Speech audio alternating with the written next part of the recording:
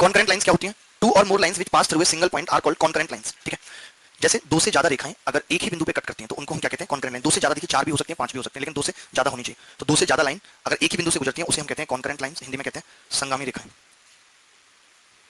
संगामी रेखाएं, संगामी रेखाएं, concurrent lines, concurrent lines, संगामी रेखाएं। फोटो खींच लिया।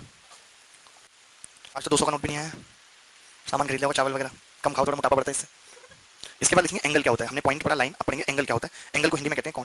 देखिए क्लास इंटरेस्टिंग भले नहीं लगती, लेकिन जरूरी है आपको आना ये सब बातें कि पॉइंट क्या, लाइन क्या। ये पढ़ने का तरीका है। ऐसे तो मैं सवाल बताऊंगा, अभी पहले सवाल से शुरू करूंगा तो 95% सवाल आप ज्योमेट्री में नहीं कर पाएंगे, जो मैं बताता हूँ। मैं वही पढ़ाऊंगा जो आपको नहीं आता। 95% सवाल ऐसे होंगे जो आप कर पाएंगे, बाकी सब आपको बस समझने और कॉपी करना।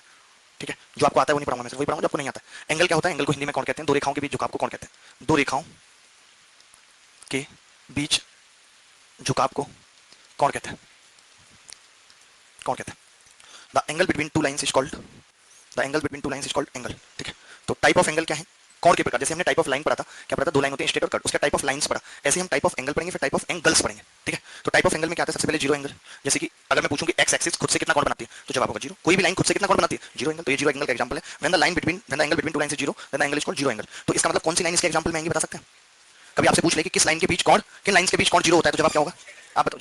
अभी तो पढ़ा कोइंसिडेंट लाइन, जब लाइन ओवरलैप कर जाती है इसके ऊपर एक और लाइन है, तो एंगल क्या होगा? जीरो। तो आप एग्जांपल में लिख सकते हो कि angle between coincident line, angle between coincident line is zero. संपाती रेखाओं के बीच का कोण जीरो होता है। संपाती रेखाओं के बीच का कोण जीरो होता है। The angle between coincident lines is called zero angle. ठीक है, जीरो होता है। आगे बढ़े, फोटो खींच लिया आपने।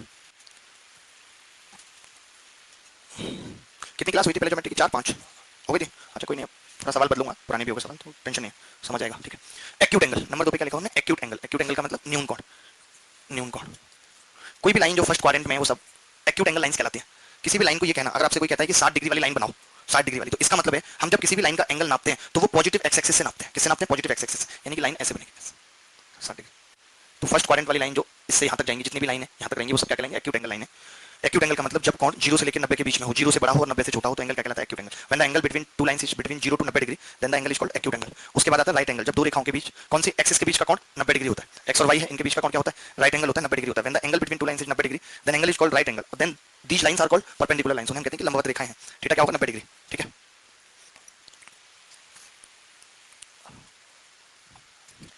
देखिए आपने इतना समझ आ गया आपको। ऑब्ट्यूज एंगल क्या होता है? अधिक कोण क्या होता है? अधिक कोण।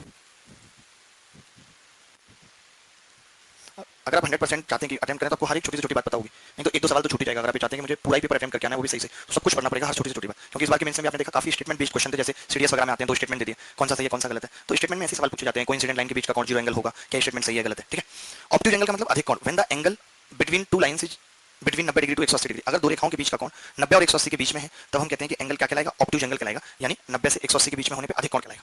कोई भी कोण जो 90 और 180 के बीच में है उसको हम कहते हैं अधिक कोण। स्ट्रेट लाइन क्या होगी? स्ट्रेट एंगल क्या होगा? जैसे कोई भी लाइन है, ये स्ट्रेट लाइन है, ये ओ पॉइंट है, तो ये आपस में ये एंगल कितना होगा? 180 डिग्री। इसलिए स्ट्रेट लाइन पे बना होता है, इसलिए हम क्या कहते हैं इसे? या दो लाइनें जब स्ट्रेट लाइन बना देते हैं, जैसे एक ही लाइन थी इसने स्ट्रेट बना दिया, तो हम इसको क्या बोलते हैं? 180 एंगल होगा, स्ट्रेट एंगल, सरल कोण। हिंदी में इसको बोलते हैं सरल कोण। जैसे सरल रेखा होती है, सरल कोण। When the angle between two lines is 180 degree, then the angle is called straight angle. यहाँ पे स्ट्रेट एंगल आएगा, करेक्शन कर लेना, स्ट्रेट एंगल। ठीक है, थीटा 180 बढ़ा दे, आगे आगे करते हैं। ठीक है, मैं बोल रहा हूँ कलर इसका और कोई है नहीं हमारे पास चेंज करने के लिए। मैंने ये बात बोली कि रेड अगर आपको नहीं दिख रहा है तो बस एक दो पेज की और बातें उसके बाद दिखेगा। ठीक है, फिर कलर बदल जाएगा। एक दो पेज और बचा, बस इसकी फोटो तो लेनी है, क्या करना है। मैं बोल तो रही हूँ कि स्ट्रेट एंगल है, सरल कोण हिंदी में बोलते हैं, इंग्लिश तो दिख रही है, हिंदी तो लिख रहा हूँ। हिंदी मीडियम के आजकल बच्चे का है ना, यूपीएससी में, एसएससी में। यूपीएससी में सिलेक्शन नहीं होता, विचार करेगा। अब तो बीटेक वाले बंदे भी ज्यादा नहीं आ रहे एसएससी में, क्योंकि लग रहा है 8000 की तो भी करा के वो भी चल गए। जिस हिसाब से नकल हो रही है, सब हो रहा है, अभी तक 2017 फाइनल नहीं हुआ, कैंसिल होने के कगार पे खड़ा है, तो उस हिसाब से बड़ी मुश्किल है। अब तो सीबीआई ने कहा है कि 2 एसएससी के अधिकारियों की भी मिली भगत है चीटिंग में। बताओ, रिजल्ट यार, रिजल्ट निकालना एसएससी का काम है। सीबीआई ने तो डायरेक्टर को 2 बार मिलकर बोला भी कि पेपर आउट हुआ, ऐसा मत करो इतनी जल्दी जल्दी, लेकिन वो नहीं माना चेयरमैन, तो आप क्या करोगे? तो निकालेगा, तो ज्वाइनिंग भी दे देगा, तो क्या हो जाएगा? तभी पेपर कैंसिल होगा। कोर्ट के हाथ में है अब तो फैसला। सीबीआई का काम था बताना कि चीटिंग हुई है, और जब खाली यही काम था, खाली बताना, करेंगे कुछ नहीं, तो सीबीआई जांच की क्या जरूरत है? बहुत तगड़ी जांच करती है सीबीआई। रिफ्लेक्स एंगल क्या होता है? परिवर्ती कोण, परावर्ती या परिवर्ती कोण। When the angle between two lines is between 180 degree to 360 degree, then the angle is called obtuse angle। यदि दो रेखाओं के बीच का कोण ऐसे बना हुआ है, ये 270 डिग्री है, तो हम क्या बोलेंगे? Reflex angle. देखिए एक बात याद रखना, मान लेते कभी एक सर्किल बन गया है और आपसे ये एंगल पूछा AOB, AOB पूछा, आपने निकाल दिया 130, या आपने ये निकाल दिया था पहले 230 कुछ भी, और उन्होंने बोला खाली एंगल AOB बताओ, तो अगर एंगल AOB बोला है तो कभी भी 180 डिग्री से बड़ा नहीं हो सकता कोई भी कोण। अगर कोई भी कोण 180 से बड़ा है तो फिर हम उसे रिफ्लेक्स बोलेंगे, जब तक ये ना कहा जाए रिफ्लेक्स है। मान लेते आपने पहले ये निकाल दिया था 230 और आपसे पूछ रहा था ये, आपसे पूछा गया था एओबी और 230 निकाल दिया, 230 लगा दिया, नहीं लगा सकते। अगर एंगल एओबी दिया हुआ है सिंपल तो वो लेस देन 180 होगा, तो फिर हमें ये निकालना पड़ेगा 360 में से घटा के। कोई भी एंगल अगर आपका 180 से बड़ा आ जाए और सिर्फ एंगल पूछा है तो वो रिफ्लेक्स नहीं होगा, आपको 360 में से घटा के उत्तर बताना पड़ेगा। मान लेते कोई एंगल आपका 260 आ गया तो आपको बोलना पड़ेगा कि 100 एंगल है, एंगल पूछा। जब तक रिफ्लेक्स वर्ड ना यूज हो तब तक किसी भी सवाल का उत्तर 180 से बड़ा नहीं आ सकता, इस बात को ध्यान रखना। 2013 में ऐसा सवाल आया था। अच्छा, सर्कुलर एंगल क्या है, वृत्तीय कोण क्या है? कोई भी एंगल जो 360 डिग्री होता है, कौन सा होता है बताइए? सर्कल में जो बनता है ये कोण 360 डिग्री होता है, इससे बड़ा कोई कोण नहीं होता। ये लास्ट है कि 360 डिग्री अगर कोण हो तो हम उसे क्या बोलते हैं? सर्कुलर एंगल, यानी कि वृत्तीय कोण बोलते हैं। क्या बोलते हैं? वृत्तीय कोण। ठीक है, आगे बढ़ते हैं। हाँ, आपने फोटो नहीं लिया अभी? आपको भी तो अपने वॉलपेपर पे अपनी लगा के दौड़ते रहोगे। टाइप ऑफ एंगल्स, अभी हम एंगल पढ़ रहे थे, अब हम क्या पढ़ रहे हैं? अभी तक हम पढ़ रहे थे एंगल, अब हम पढ़ रहे हैं एंगल्स। टाइप ऑफ एंगल्स यानी कोणों के प्रकार। क्या पढ़ रहे हैं? कोणों के प्रकार, कोणों के प्रकार।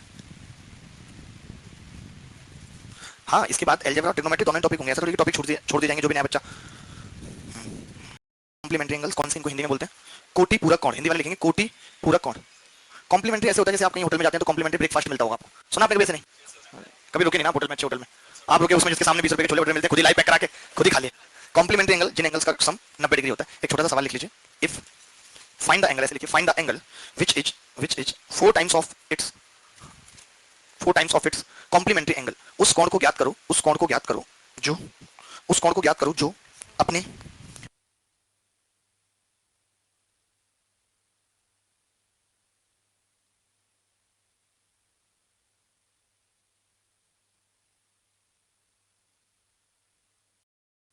कोण को ज्ञात करो जो अपने कोटि पूरक कोण का कितने गुना है? 4 गुना।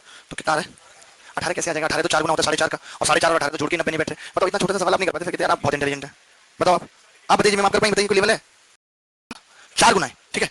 तो एक मान लेते हैं अल्फा और एक 4 अल्फा। तो पहले मुझे बताओ सवाल में अल्फा पूछा है कि 4 अल्फा?